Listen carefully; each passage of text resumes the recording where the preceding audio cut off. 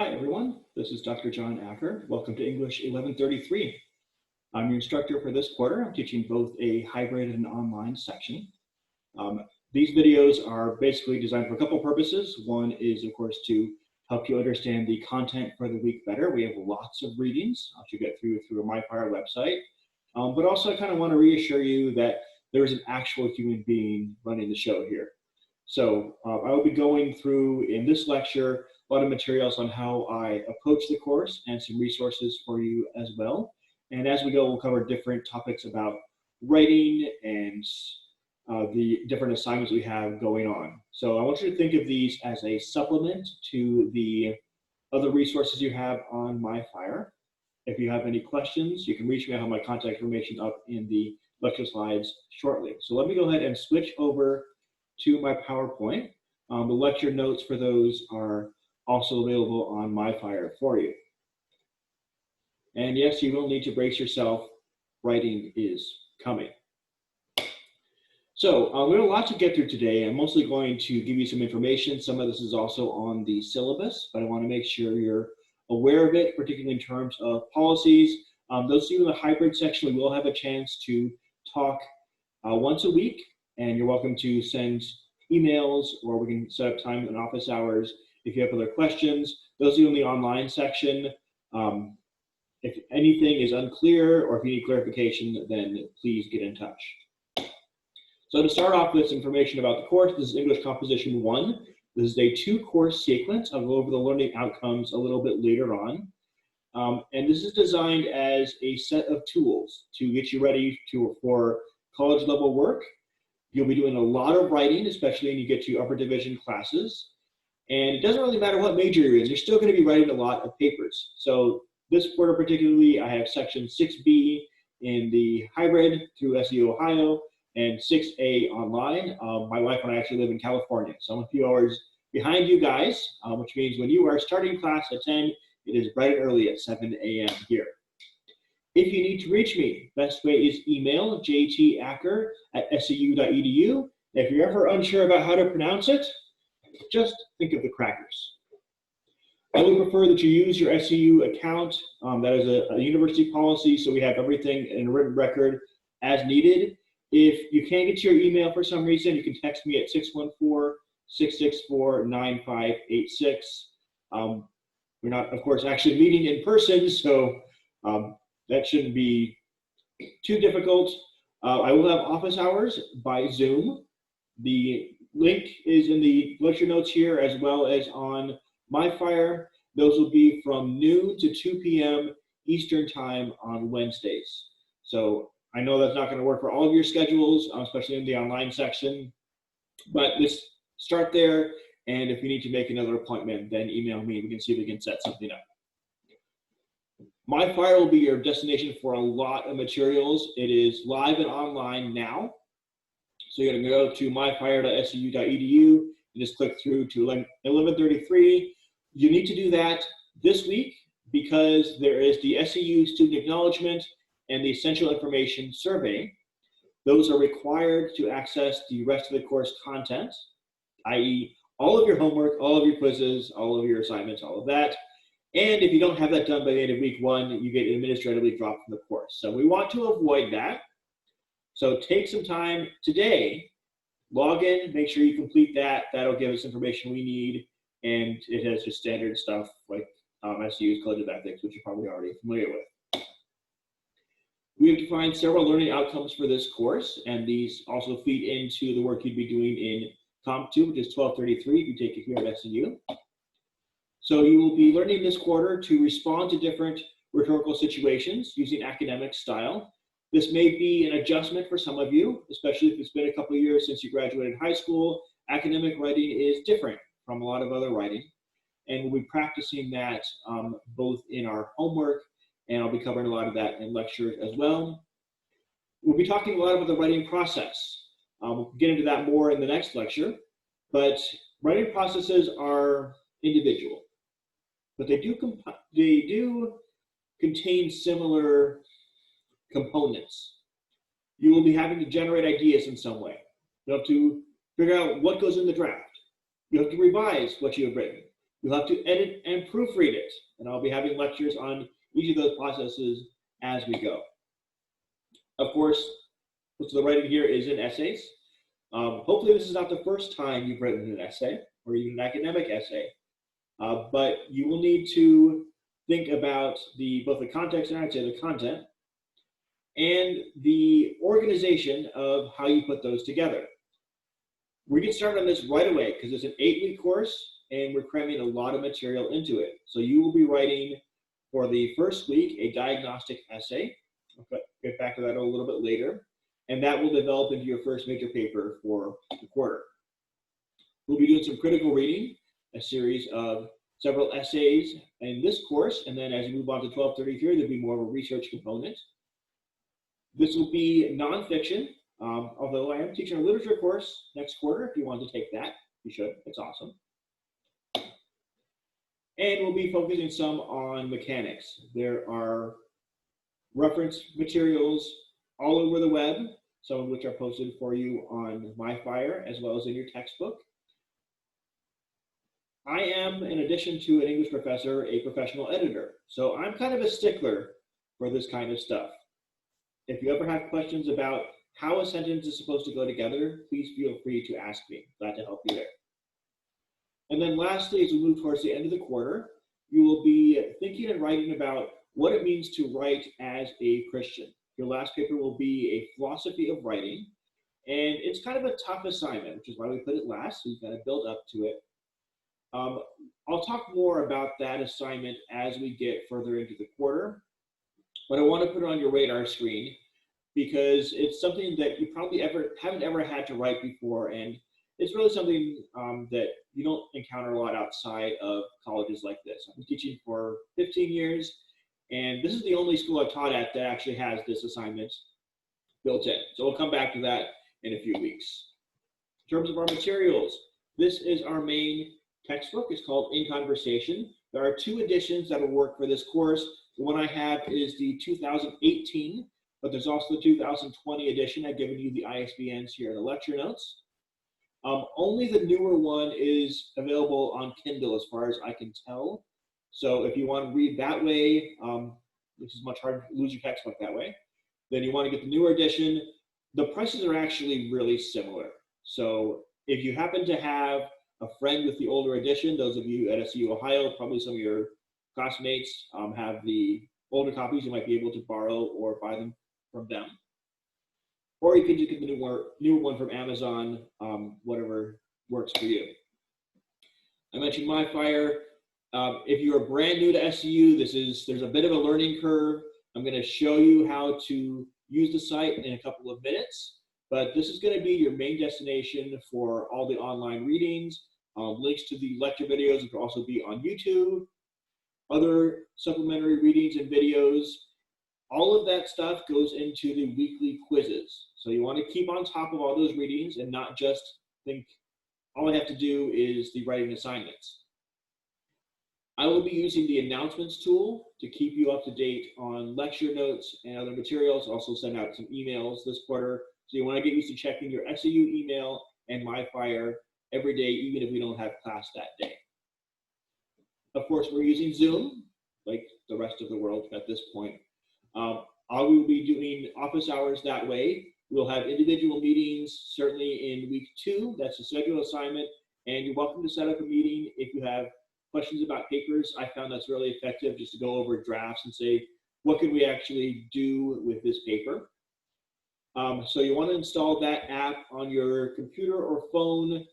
Either one could work for the hybrid section. I think it'll work best if you have laptops to watch the lecture videos and to do kind of our live discussions after those. Lastly, there's an extra credit opportunity in week 7. That is for installing and using a tool called Zotero. Again, there's a bit of a learning curve on that one, but if you want to get into that early and get used to using it, those will be easy points for you when we get to week 7. All right, let me show you the MyFire page. Let's switch out to the browser here. Now I'm in the instructor view, so it might look a little bit different. I'm going to start all the way at the top here. you'll notice that along the top here, there's a menu. Most of these should be pretty self-explanatory: grades, class list, course event. I'm not going to click through those because they have everybody's information right now. But I want to start here with content. This is where you're going to access most of the material. Now, if you have not yet done the survey I mentioned earlier, you probably won't see week 1 yet. Don't panic. All you have to do is complete this link here. And before you get there, you go through stuff like the table of contents, some advice, for instance, information on me, course resources. Some of this stuff won't be on your screen.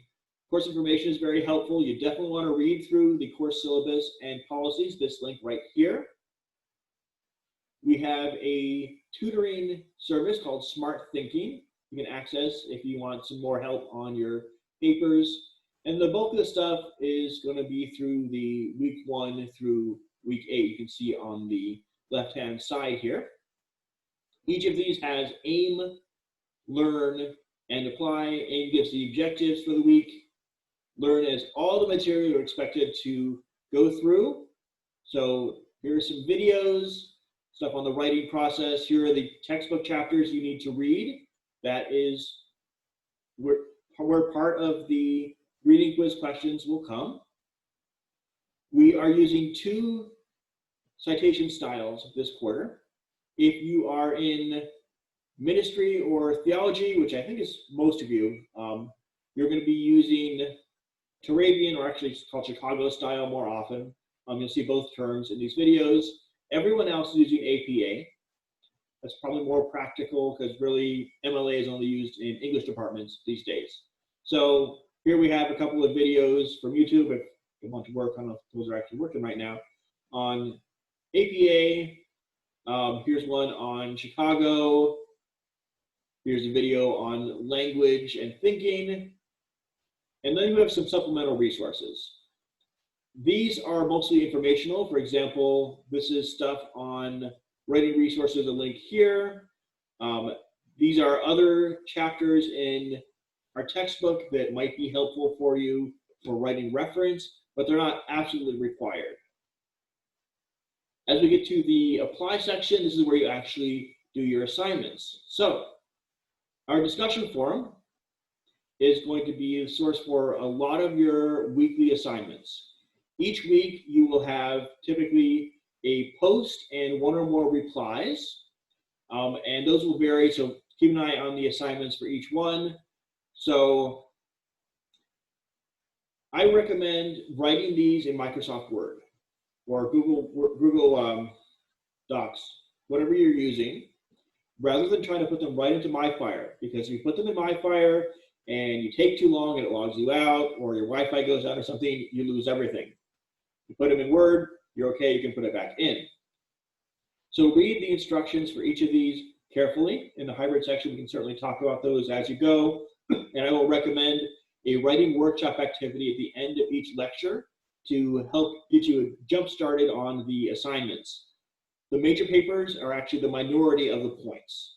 And so you want to make sure to keep up on all this. So in week 1, so you have a discussion forum about science, that language is a tool given by God. You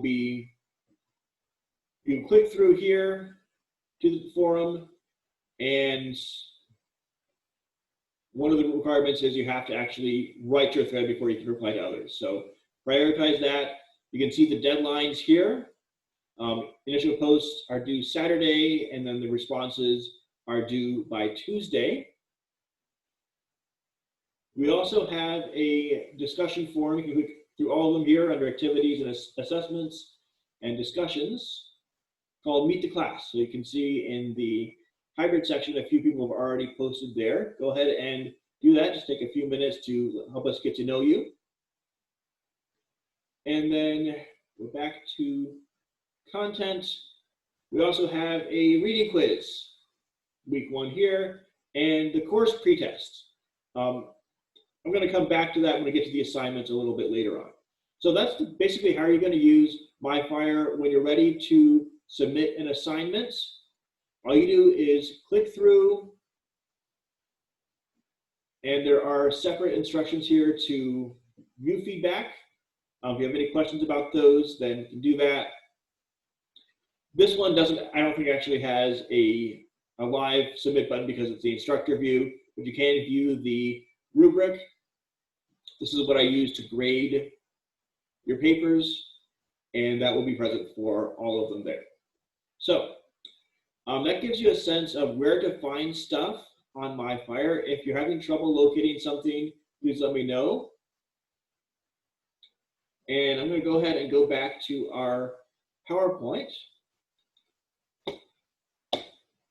Okay, so I talked some about the assignments as we went through them, but just so you know, how does this set up? Most weeks there are deadlines on Saturday and again on Tuesday. We meet sort of at the beginning of the week. It's a little bit confusing there, but the syllabus and the course schedule on MyFire has all those details and specific dates. I'll try to keep you apprised of those as we go. Especially keep an eye on the discussion posts. Those will take longer than you think. And it's for the responses, I'm not just looking for, hey, great job, I liked your post. That doesn't actually contribute to the conversation. So make sure you read through those instructions as we go. The online quizzes are open book, open notes, but they're pretty detailed and there's a time limit on them. So you want to make sure to read everything carefully and take your own notes, not just assume that you can find the answers in 5 minutes as you go through the quiz. Then it takes me to our major papers. There are 3 of them in 8 weeks.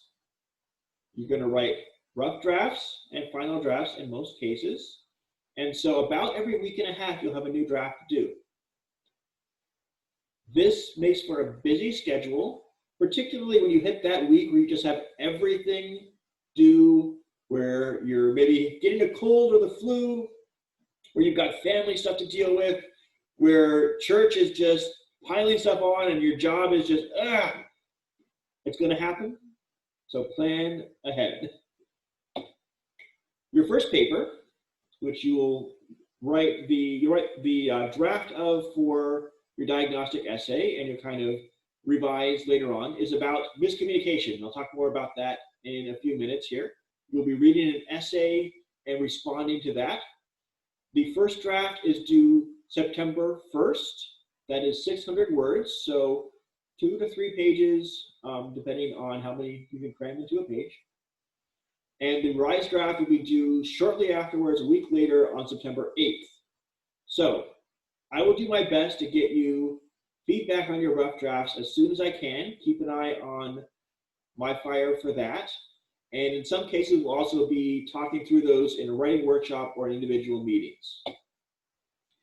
For paper 2, we're going to be looking at the idea of discourse communities. You'll be reading an academic article based on that. It's a tough article. I'll be walking you through the content as well in the lecture videos. You're going to do that in 2 parts. Part 1 will be a summary of the article itself by John Swales. That is due on September 15th. It's about a page, page and a half. Part 2, where you expand that to the full 900 to 1200 words, is due on September 19th. So obviously, you're going to need to start work on part 2, probably as you work on part 1, because you're going to have a lot of trouble putting everything together in those 4 days.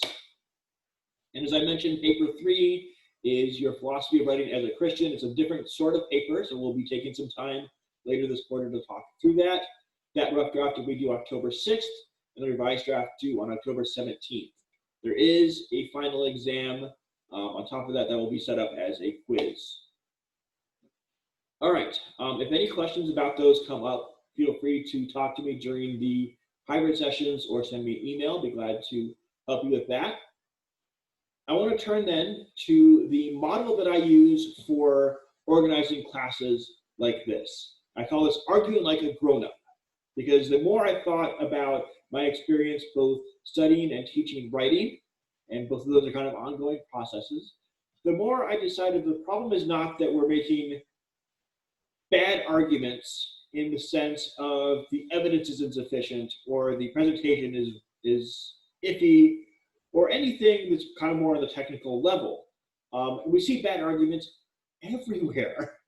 The problem is that we are short-circuiting arguments, that we are finding ways not to argue. And so what I've done is identified 5 critical ways to improve how we read and write. Now, I wrote these mainly with an online or kind of a written context in mind, because let's face it, most of the times we have arguments, they're not in person. And that can be a problem, because when you are making an argument on paper or on the screen, you can't always use all these tools available to us in face-to-face conversations. We use tone of voice to say, hey, this is sarcasm. This is not what I really think. And the better you know someone, the more you can pick up on those cues. Likewise, we have all sorts of nonverbal signals. Are you making eye contact? Are you staring intently at someone? Are you kind of, yeah, whatever. Some people talk with their hands a whole lot. I keep my hands below the camera screen, so I fight the urge to do that. Anything you've learned about communication, you've learned partly from those nonverbal communications. All of that is off the table when you're in a Facebook thread or on Instagram or whatever social media of the minute group everyone is in right now. And so we need some way to argue better in those. I base this on a passage in 1 Corinthians 13. You're probably familiar with it. When I was a child, I spoke like a child, I thought like a child, I reasoned like a child. When I became a man, I gave up childish ways.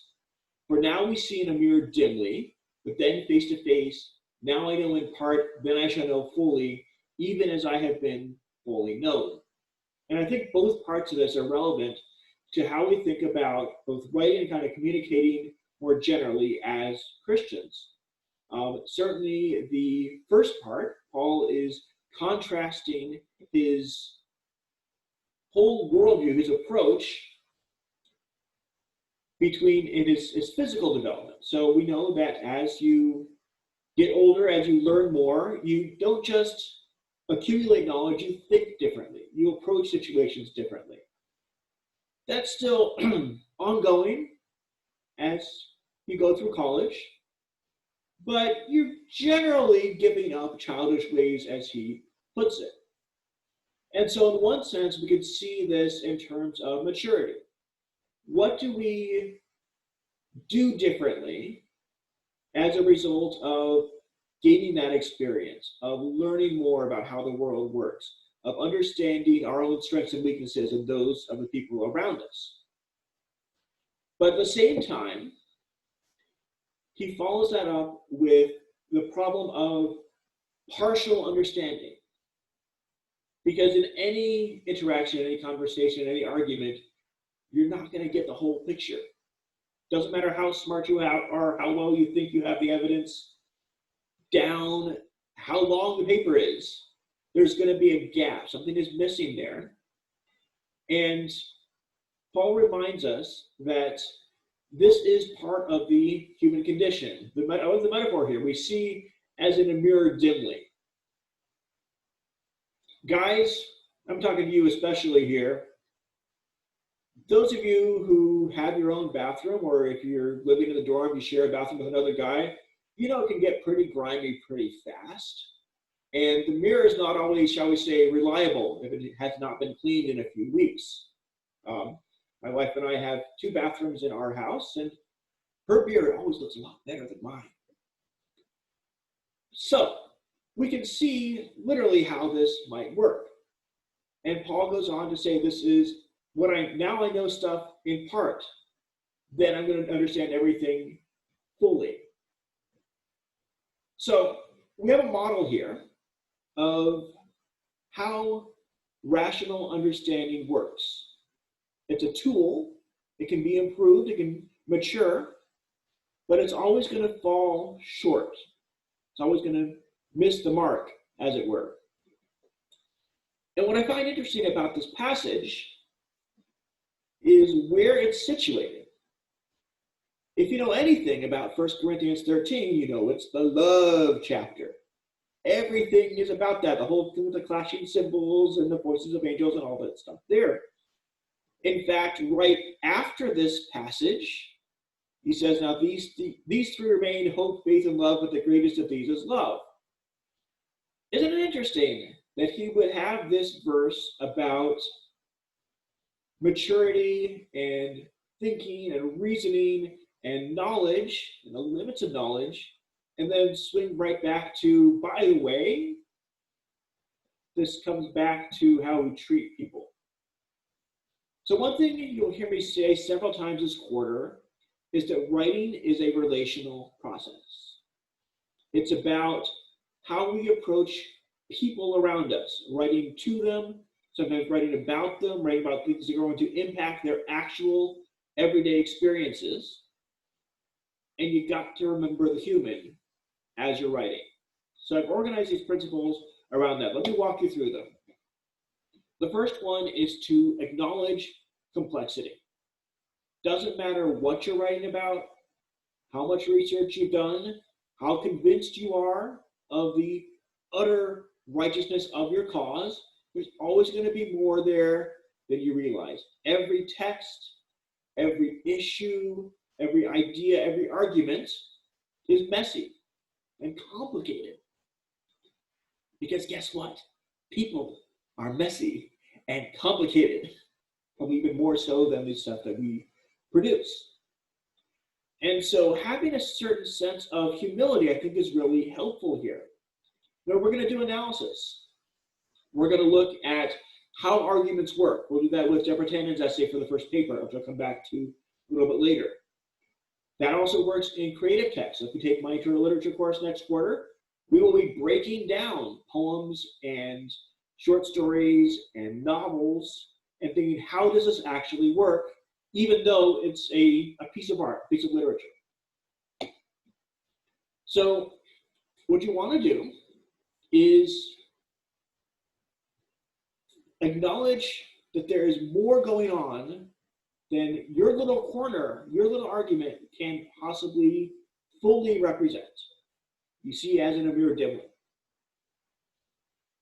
But also put the work into understanding the position you're responding to, as well as the position you're arguing for.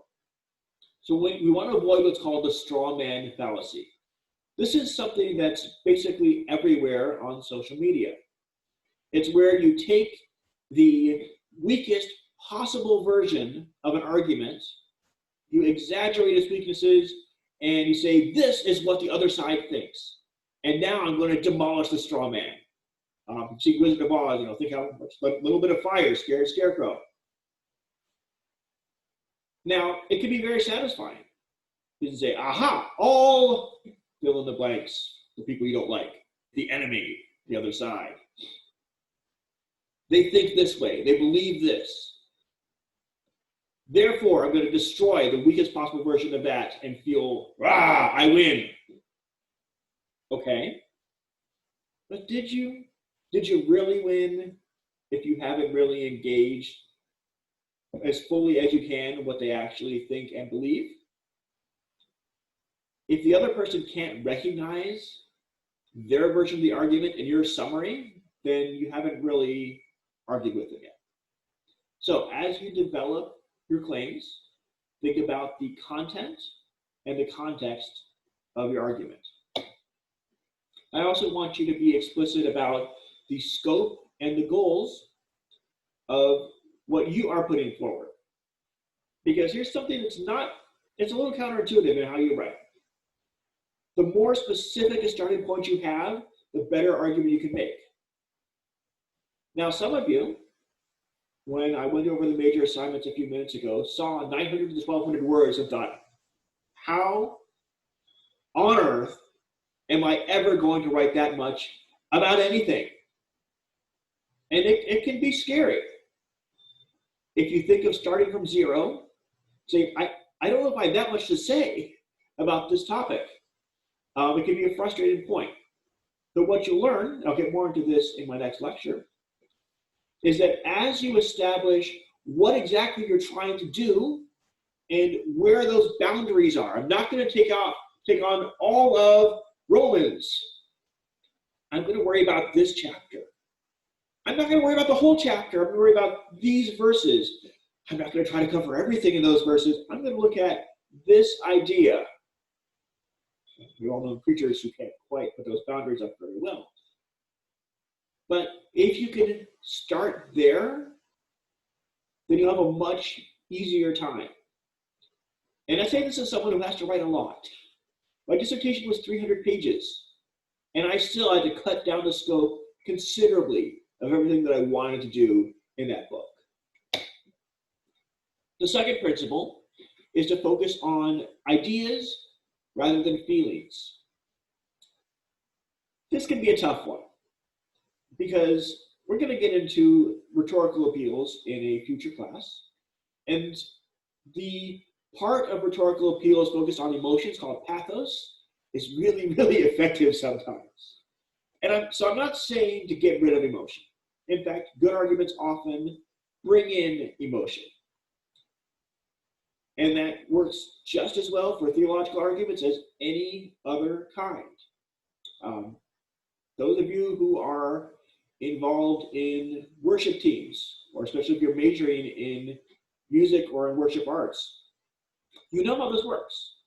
You know that if you can elicit a certain emotional response in your audience, if you can communicate a certain emotion in your songs or your music, it's going to be that much more effective. That's not a bad thing. But I want you to remember that we are focusing on arguments here. I want the foundation there to be a series of specific claims defended by specific evidence. I'll get more into that in the next couple of classes. The problem, as I said earlier, is not that emotions are bad, but that emotions can bypass the entire argument. And if they're, shall we say, contrasting emotions or fighting words, then that can be the end of your discussion. How many times have you seen this happen in your own lives, in your own Facebook threads, in your own conversations? You get to a point and you're trying to actually make a logical claim, and then you say the wrong word, or someone gets upset, someone might be you, and then you just know there's nowhere further you can take that. It's just not a good place to be. So I want you to use emotion rhetorically. Use it as a tool. Think about, where does it come from? What does it do? How can you use it to convince your audience? That is fair game. But I also want you to be honest about how this works. Sometimes that makes a difference in what you write about or the kinds of arguments you can make. Because we've all got hot button issues. That is going to affect how well we can argue, especially if we have a page limit, right? And it's going to affect how efficiently and effectively we can put that argument together. Because you have certain emotional commitments. They might be to people or relationships, they might be to causes, they might be to political candidates. And sometimes you need to set up a little bit of distance to do that effectively. And we can talk about how that'll look as we get into topic selection and figure out how to put the papers together. The third principle is to use evidence clearly and honestly. Second one was looking at ideas, and this comes right on the heels of that. I love this quote from Thomas Sowell. He's an economist. It says, facts do not speak for themselves. They speak for or against competing theories. Facts divorced from theories or visions are mere isolated curiosities. I so love that phrase, isolated curiosities. We have lots and lots of data. It's everywhere. We have search engines. We have smart devices that will talk to us. We don't even have to type stuff in anymore. We can just ask Alexa or Siri or Google, and they will at least give you something. But Sowell's point, which I think is a good one, is that we always have to put facts in context. We have to say, where does this actually show up? When you get those favorite life verses, Philippians 4:13, Jeremiah 29:11. Look up Job 3:16 sometime. That's a fun life verse. That was a joke. We have to understand those in terms of what they actually say, who they're written to, who actually wrote them, before we can hope to apply them effectively or correctly to our lives. So we're going to talk about some of these variables in future classes. Think about the audience, think about the context, think about the genre, the kind of writing or production or whatever it is. That's all going to affect how we can or even should use certain evidence. So I want you to do something as you're going through your papers. When you're considering putting a quote or even a citation in, I want you to ask, how does this function in your argument? Why is it there? And also, what is it doing originally? Because it's really easy to make mistakes. And sometimes you don't even realize what you're doing. You say, oh, this is a great quote. And maybe you didn't read too far or far enough and say, oh, this isn't actually what they're saying at all. Or they're presenting this as the wrong side, or nope, this was fake news. Accidentally included the Babylon Bee there. Babylon Bee is awesome. I also want you to consider evidence from multiple perspectives. It's fine to disagree with your sources. Sometimes it's very healthy to disagree with your sources. Now, we're not doing a research paper this quarter, but you will be reading things that you might strongly disagree with, and we can talk about that. That's kind of the point of college. Related to that, then, is the fourth principle: take opposing viewpoints seriously. It doesn't say agree with opposing viewpoints. It doesn't say don't argue with opposing viewpoints. But it means that you have to take them seriously enough to actually engage with them. One of these counterintuitive parts about academic writing is that the more specific and complex an argument is, i.e. the harder it is to write, the more opportunity you give your conversation partners, opponents, whatever you want to label them, for counter-arguments. And it's actually a good thing. Because if I say the sky is blue, I can get a lot of agreement, maybe even a few likes on Facebook. But I haven't really said anything that's useful or important or significant. To do that, I have to open myself up to the possibility of counter-arguments. I'll cover that also in a later lecture. So this builds on several of the other principles, particularly acknowledging complexity and using evidence clearly and honestly, but there's also an ethical component. It's relatively easy to love your friends. And that's why the Beatitudes say, love your friends and do good to those who like you, right? Oh, not right. Love your enemy? No, possibly. Okay, so it says love your enemies. So, one way we might do that is to say, even though I disagree with you, even though I think you are absolutely, positively dead wrong, whether the issue is really important stuff or stuff like whether Michael Jordan or LeBron James is the greatest basketball player of all time, how we conduct ourselves is part of that process, part of that argument. So I want to encourage you to be respectful in that process to your classmates, to me, to your other professors, but also rigorous. I have no problem disagreeing with my students. I'm not going to grade you easier or harder if you happen to conform to my opinions on a given topic. I want us to understand the topic and the argument better, even if the goal of that understanding is to say, okay, I moved beyond the straw man, now I can really destroy the actual argument here. And so the last principle is to respect everyone's right to free speech. In a university, this should be kind of a no-brainer, because that's kind of why you're here. If you go through all 4 years of your degree and you never encounter any ideas or claims or arguments or perspectives that you didn't already know from high school, you should ask for your money back. I don't think they'll give it to you, but you should do it anyway, because that's how we grow. We have to get more information. We have to learn from more perspective to say, okay, what did I actually think about this? How do I actually defend that claim? What is my actual goal here in supporting this cause or going to this church or believing this thing about this passage? And that can be a tricky and sometimes distressing process because there are some really hurtful and wrong opinions out there. So remember that as you have freedom to speak, it doesn't mean you have freedom from consequences. As you know, SCU has a whole series of things you're not permitted to do as an SCU student. The same standards apply to us as faculty. If you decide to break those rules and then say, aha, free speech, it's not going to stop the consequences. So I want you to be wise as serpents and innocent as doves in how you make those arguments and how you respond to those arguments.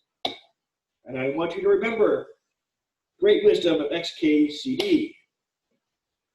Sometimes people are going to be wrong on the internet. And you have two choices.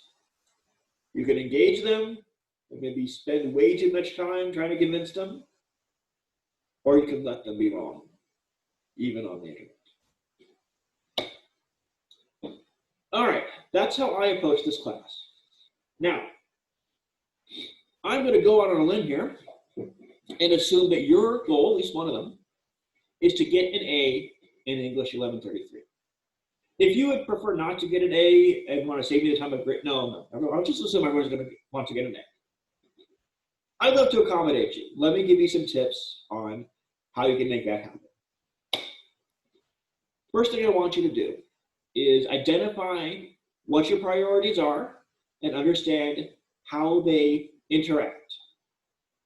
Because English 1133 is not and should not be the most important thing in your life. You've got lots of other things to do.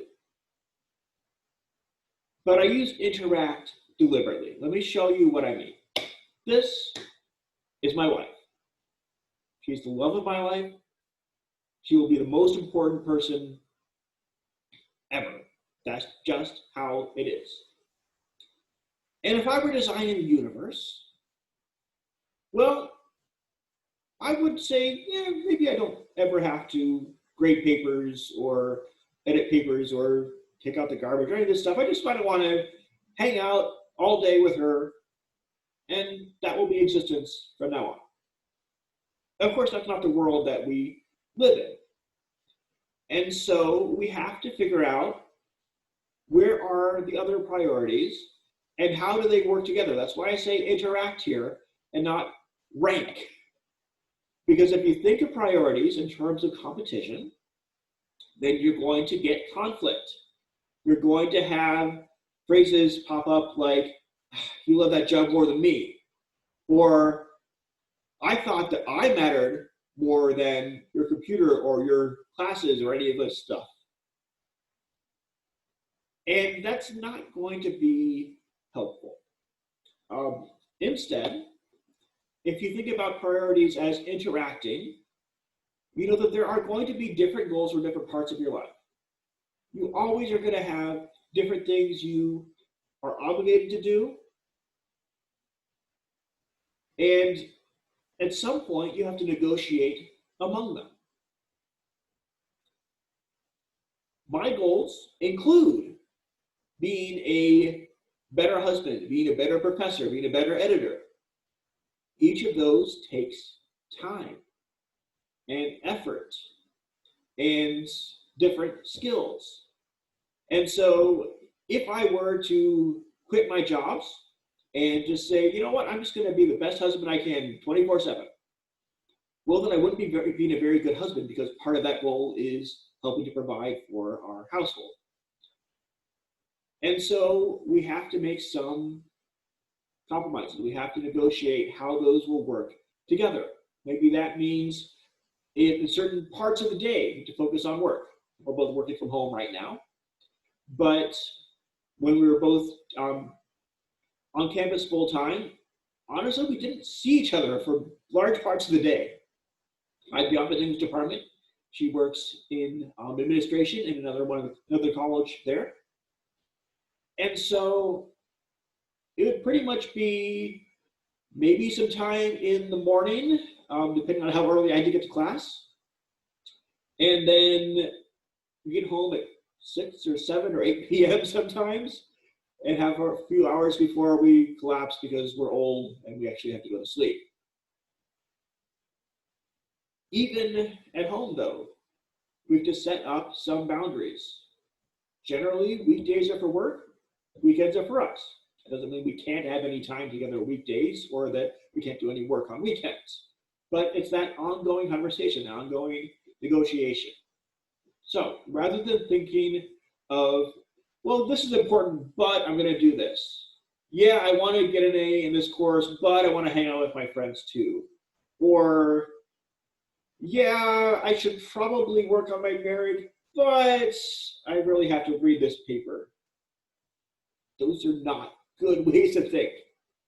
Think about what causes those important. What causes those to be important?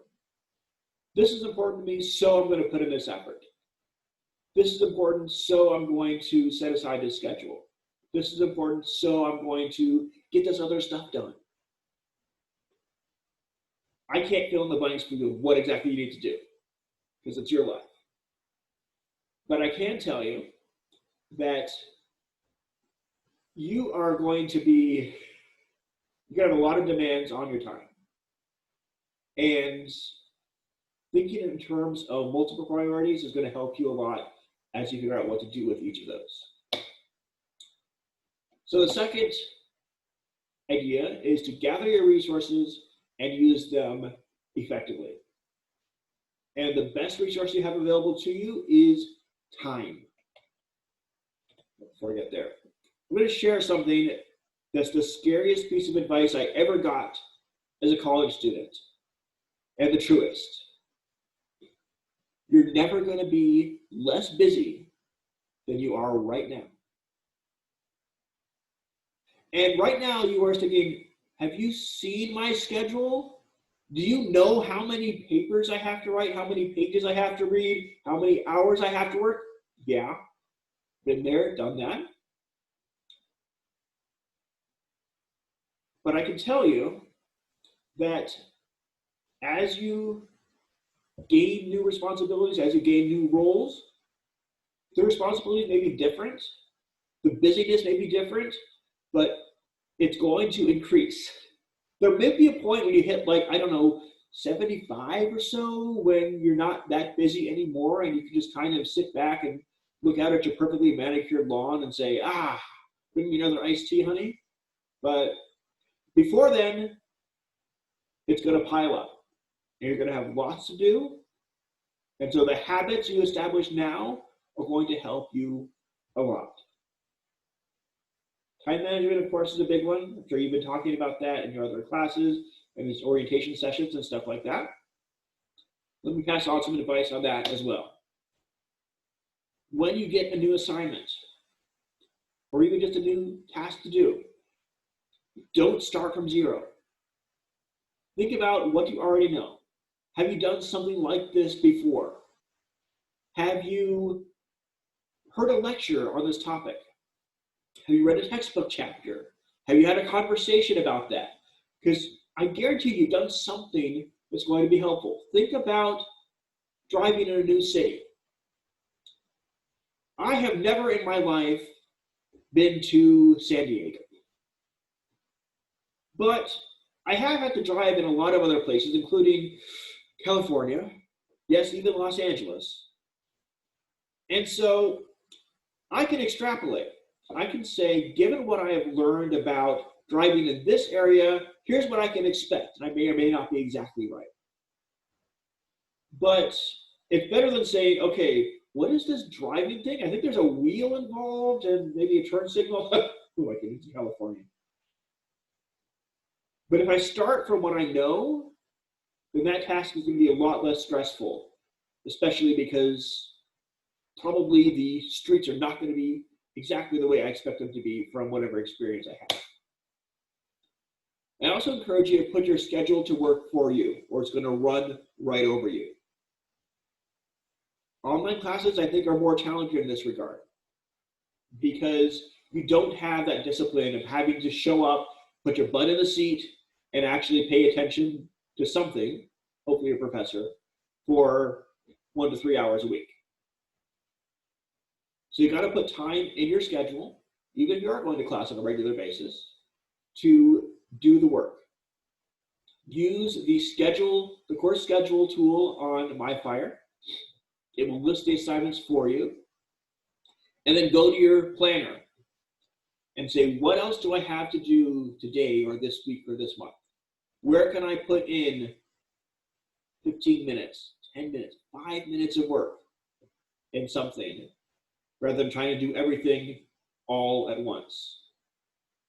I don't know where you're going to get the 5 minutes, but it's there. You've probably done nothing for at least 5 minutes already today. I also want you to use your support networks. Some of those may be personal, some of them may be professional. SAU has lots of people whose job it is to help you succeed. They're your advisors.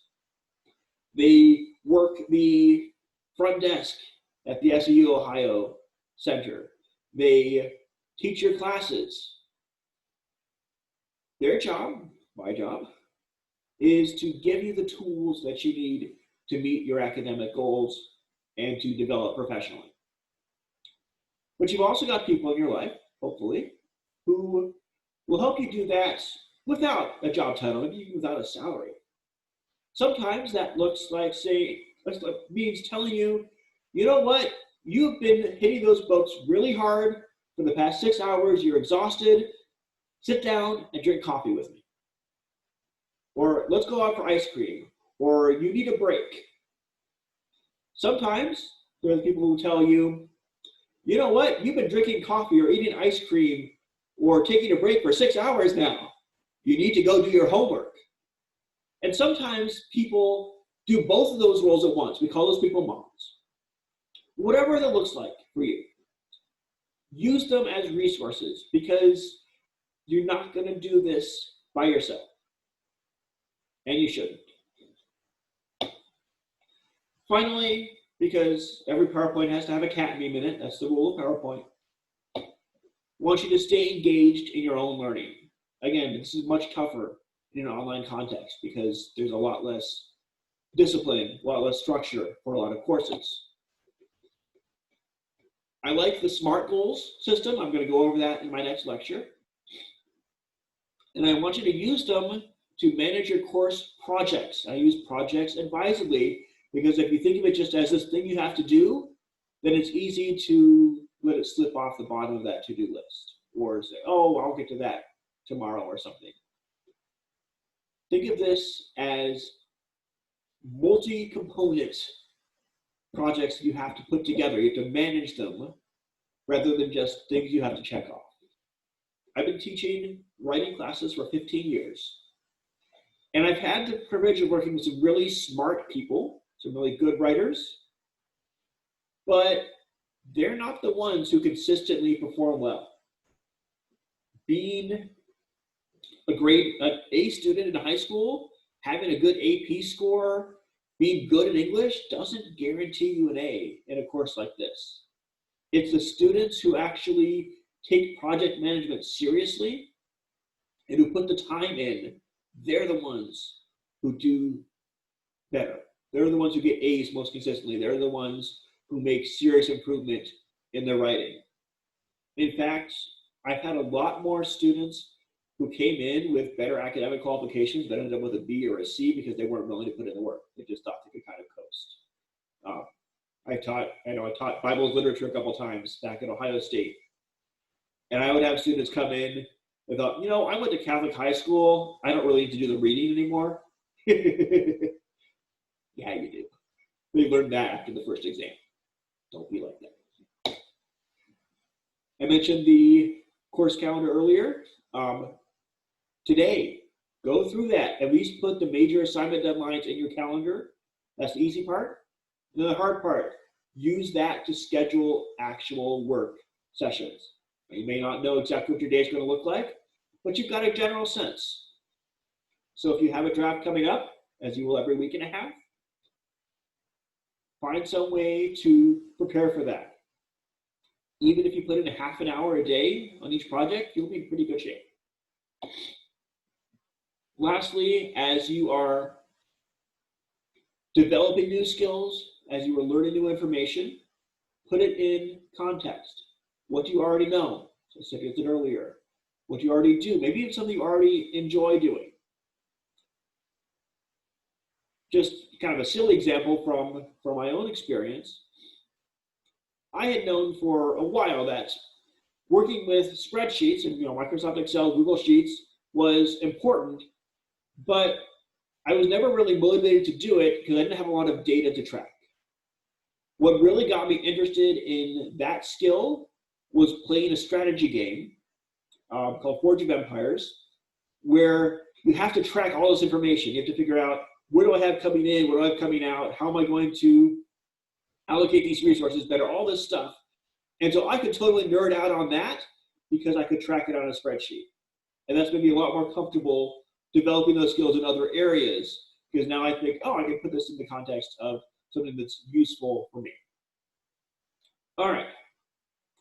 We're almost to the end, I promise. A couple more things. I want to move on and talk a little bit more about your first assignment, and then we'll wrap up. Your first paper is about analyzing miscommunication. The full instructions are on MyFire, so you want to supplement the lecture with those. For the final draft of that, you're going to respond to Deborah Tannen's article, I believe it's called Sex, Lies, and Communication. And that is linked for you on MyFire. She is writing about gender differences, communication between men and women, but you can write about any kind of miscommunication as long as you are speaking the same language as the other person. Look at the details there. In the paper, you're going to analyze at least 2 direct quotes from Tannen's article and compare them to your own experience. So the basis of this is going to be a story about something where you had trouble communicating with someone who's different from you in some way. That would probably be everybody you interact with, right? But who speaks the same language. So you can think of gender, race, nationality, ethnicity, religion, age.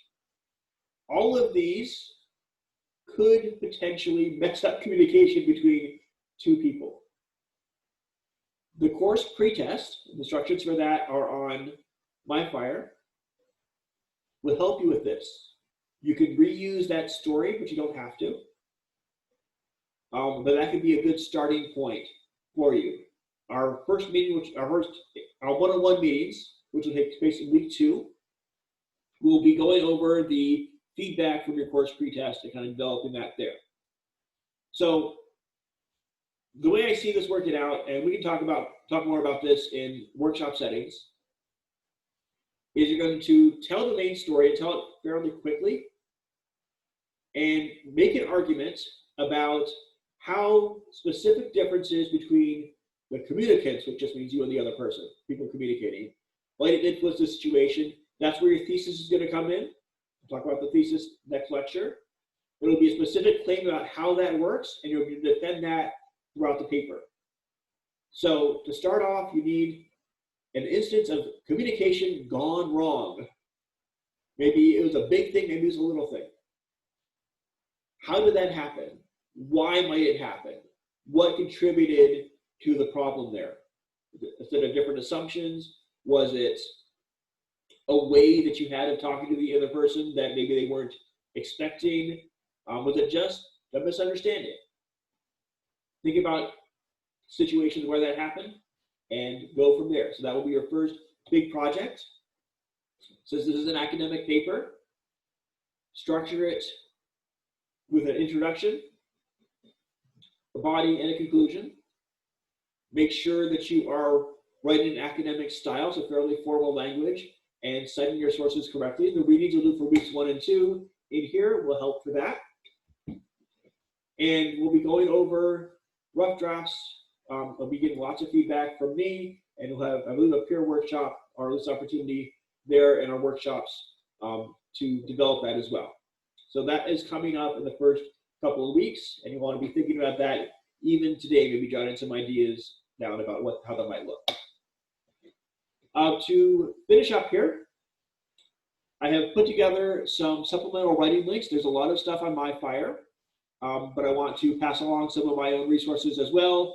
This first one, last quarter for California State University, I did a course on science writing, and so I recorded about 20 hours of video. I mentioned those, there's the YouTube link on the screen, because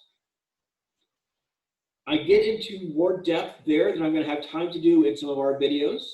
So you can go through, and a lot of the stuff is going to apply to your writing task as well. Obviously, the assignments will be different. So when I say in those videos, hey, write this assignment, don't write that assignment. But overall, the stuff about making arguments is going to be helpful for you there. Also, if you have trouble sleeping at night, you can just pull one of the videos on. Depending on what style you're writing in, I've given you links to APA at Chicago /Turabian style at the Purdue OWL, one of my favorite websites. Also some tips and tools from the UNC Writing Center. Great material there. They do a good job of explaining clearly how different components of the writing process works. And then a couple of links on grammar from grammarbook.com. Some of this is also in conversation, but not everything. Finally, Writing Comments is a good resource. I think we have some readings from that coming up about rhetoric and argument. So I would recommend bookmarking that as well. All right, that's the end of our formal lectures portion. I mentioned earlier the writing workshops. Those of you at the SCU Ohio Center, we will do this as a class on the Wednesday sessions. So I will encourage you to use this first workshop to brainstorm and draft material for your course pretest, which, as I mentioned, will develop into your miscommunication paper. Those of you who are in the online section, set aside some time to do this. Even if you have just an hour, this could be a good follow-up to the lecture, because it gets actual work done that you're going to have to turn in anyway.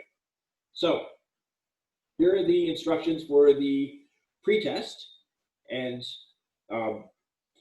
use these with the miscommunication paper instructions that I went over earlier in mind. Think about a time when you experienced a failure to communicate. Think about what differences were there. Think about get as many specifics as you can remember. And then just start with a narrative. Describe how the situation played out and what differences might have influenced that. Eventually you will develop this into an academic paper, but for now, I just want you to get words on the page. Don't worry about getting everything perfect. Okay, that's all I have for you for today. Feel free to email me if you have any follow-up questions or you want me to look at stuff you put together. Those of you at hybrid, I will see you on Wednesday. We'll talk through some of this material, and you have plenty to ask questions. Everyone else, feel free to send an email. Have a good week, and I'll see you back here for the week 2 lecture.